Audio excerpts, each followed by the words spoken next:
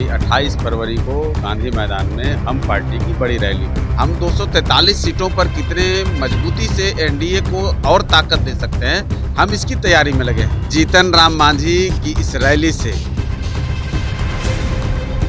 हमारे गठबंधन के लोगों के बीच में क्या संदेश जाएगा, ये हमको तय करने दीजिए। विपक्ष कैसे अपनी भूमिका का निर्वहन सही तरीके से करे, कैसे वो दलितों के नाम पर, पिछड़ों के नाम पर, अल्पसंख्यकों के नाम पर इस देश को, इस राज्य को बांटने का काम करता है। गांधी मैदान की रैली तय करेगी। जो लोग कहेंगे कितने सीट पर, उतना सीट पर लड़ेंगे, तभी हमारे समाज का उत्थान होगा, दलितों का उत्थान होगा, जब टिकट मिलेगा। वो हिसाब में रहें, वो हैसियत में रहें, वो औकात में रहें, इसके लिए ये रैली हो रही है। सुबह से उठकर शाम तक जातीय आधार पर, धार्मिक आधार पर लोगों में विभेद पैदा कराता है। हम 5 पांडव के रूप में काम कर रहे हैं। वो नकली ललबबुओं की राजनीति को, ठगों की राजनीति को मटिया मेट करने के लिए, समेटने के लिए हमको जो कुछ करना पड़ेगा हम वो करें। और विपक्ष के होश फाकते हैं, विपक्ष की आवाज़ दबेगी। विपक्ष जो शोर मचाता है, नकली शोर मचाता है, जो लोगों को लड़ाता, कटाता, मराता है, उनकी आवाज़ दबेगी। नमस्कार, इंडिया टॉप देख रहे हैं। मैं हूँ आपके साथ बिरजू सिंह। देखिए, चुनावी साल है और ऐसे में तमाम जो पार्टियां हैं वो अपने आप को मजबूत दिखाने को, कह लीजिए एकजुटता दिखाने की कोशिश जो है उसमें लगी हुई है। इस बीच रैलियों का दौर भी शुरू हो गया है। जीतन राम मांझी ने भी पूरी तैयारी कर ली है और इस वक्त जीतन राम मांझी के आवास पे है और यहाँ पर तमाम जो पार्टी के नेता हैं वो पहुंचे। घंटों मीटिंग हुई। मेरे साथ राष्ट्रीय प्रवक्ता जी है, मीटिंग हुई, रैली भी है। तो सबसे पहले हम रैली के बारे में जानकारी लेना चाहेंगे। रैली क्या है और इसका मकसद क्या है? देखिए, हमने बताया है कि 28 फरवरी को गांधी मैदान में हम पार्टी की बड़ी रैली होगी और जिसमें बिहार के कोने कोने से लोग आएंगे और हमारे नेता श्री जीतन राम मांझी जी के प्रति जो उनका विश्वास है, जो आस्था है, जो उनका समर्थन है, उसका एक प्रकटीकरण होगा।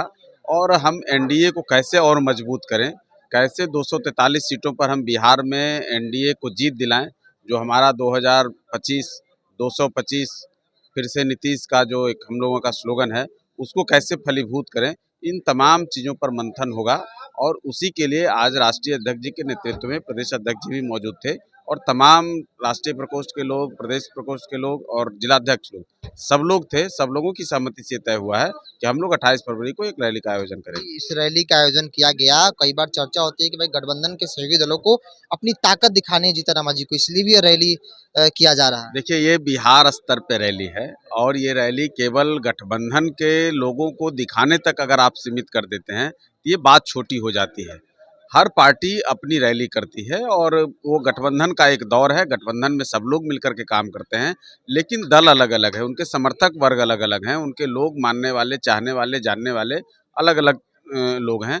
तो उनको भी अपनी अपने नेता की बात सुननी होती है।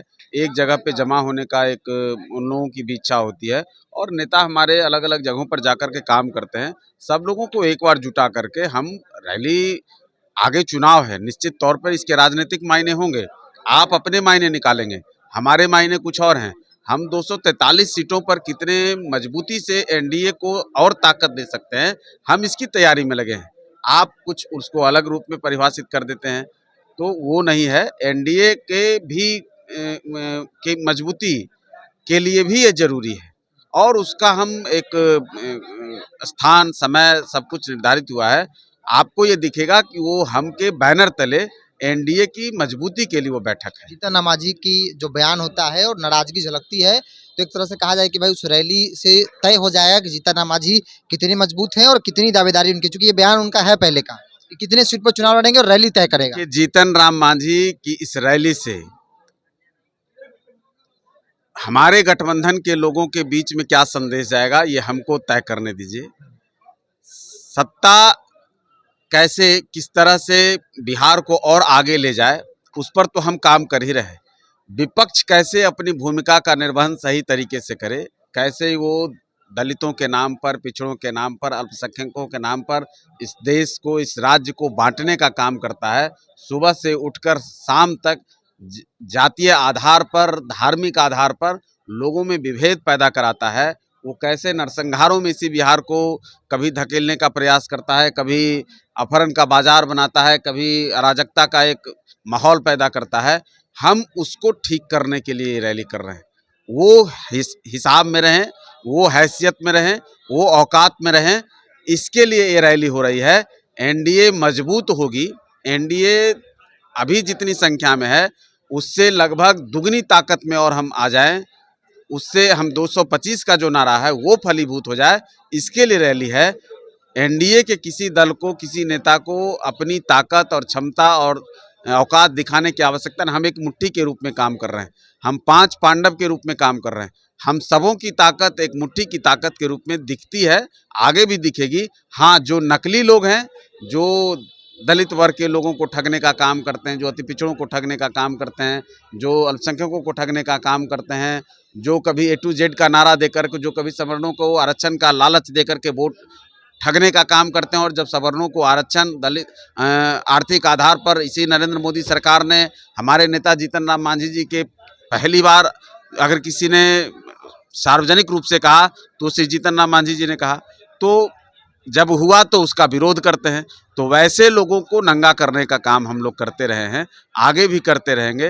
वो नकली ललबबुओं की राजनीति को, ठगों की राजनीति को मटिया मेट करने के लिए, समेटने के लिए हमको जो कुछ करना पड़ेगा हम वो करेंगे। सुंदर जी, एक अंतिम सवाल है, हम बार बार इसी पर आ रहे हैं कि सीट तय कर लेंगे उस रैली में, क्योंकि नेता का बयान है ऐसा, आपके नेता की भाई गांधी मैदान की रैली तय करेगी, जो लोग कहेंगे कितने सीट पर उतना सीट पर लड़ेंगे, तभी हमारे समाज का उत्थान होगा, दलितों का उत्थान होगा, जब टिकट मिलेगा। देखिए, आप तो प्रबुद्ध पत्रकार हैं, चीज़ों को बदलना, भाषा को चेंज कर देना, शब्दों की को तोड़ मरोड़ कर और उसके पूरे परिभाषा को बदल देना, ये आप लोगों का खेल है।